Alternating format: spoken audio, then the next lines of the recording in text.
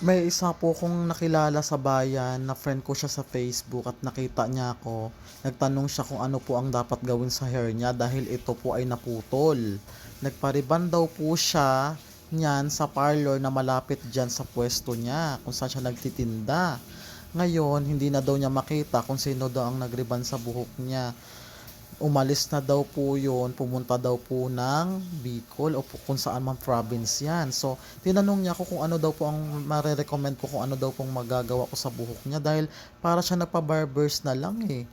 Putol-putol na po ang buhok niya, halos hindi na po makatao yung nangyari sa buhok niya kasi ang dami pong kulay tas niriban pa po ng sobrang tapang. So, ang dapat po ma-recommend ko po sa kanya, ang sinabi ko po sa kanya, kung may magagawa pa daw po ako ay Brazilian treatment lang po ang magagawa ko sa buhok niya para ito ay maayos at maibsan man lang ang damage. Kaso, mas maraming putol. Ang dami talaga.